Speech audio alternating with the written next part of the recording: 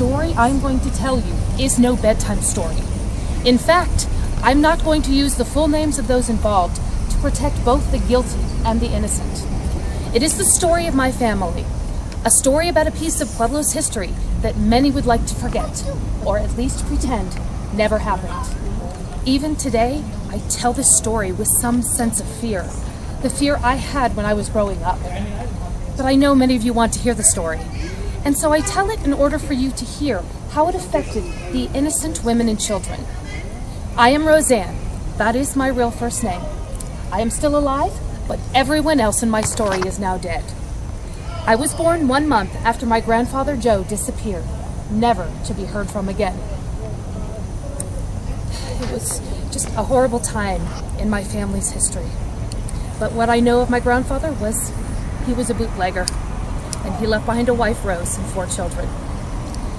What I know of the big part of his story is during the 1923 Baxter Bridge shootout. He, like I said, was a bootlegger, and this was during Prohibition. There were a couple of local families involved in this bootlegging business, and each family wanted control of that local alcohol business. Well, this led to the shootout that lasted nearly 3 hours. More than 400 bullets were fired. 2 people died.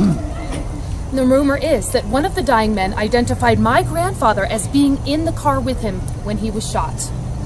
This is but one of the incidents during Prohibition that was later dubbed the Pueblo Rum Wars. Many years later, on September 18th, 1941 to be precise, my grandmother Rose heard a knock on her door. She opened the door to see men in suits, and beyond them was parked a big black car. They asked for her husband Joe. She told them he had gone to the store and was not home. Then she told them which store he had gone to and invited them in to stay and wait for Joe's return. The men politely refused and left.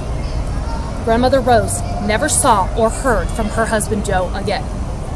An investigation revealed that someone saw Joe leave the store with men in suits and then saw them leave in a big black car. It was a nightmare for my family. For years, Grandmother received calls that Joe had been seen in Pueblo or in California or somewhere else. And for 30 years, my grandmother never remarried in case Joe returned home. For years, I heard her say, "Why did I tell them where he was?" My mother said my grandmother was never quite the same. She lived the rest of her life with uncertainty and fear. Grandfather Joe's body was never found. But sadly, that is not the end of my family's story. My father was Joe and Rose's son.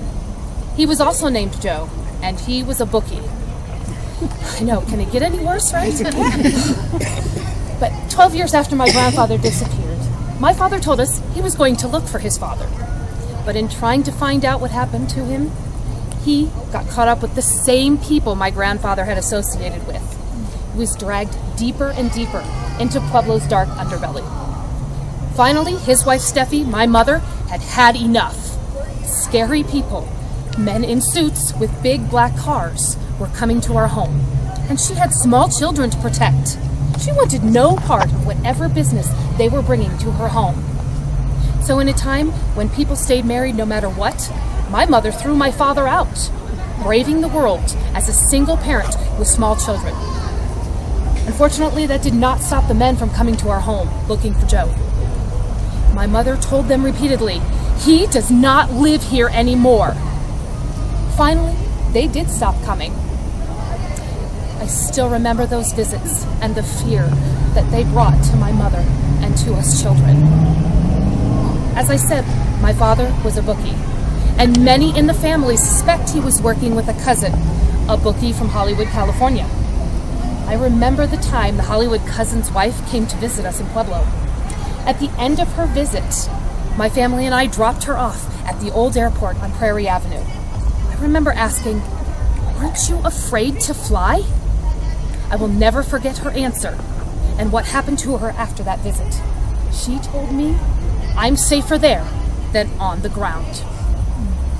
Well, she did make it safely to California, but her car hit a soft spot in the road.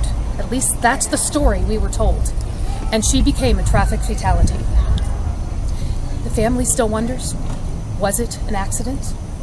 Less than 2 years later, the Hollywood cousin himself was found murdered.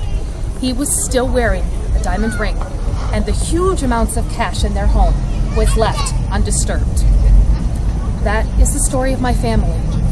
I am not proud of the bootlegger and the bookie. They left behind a legacy of fear and took the innocence of their wives and children. Thank you.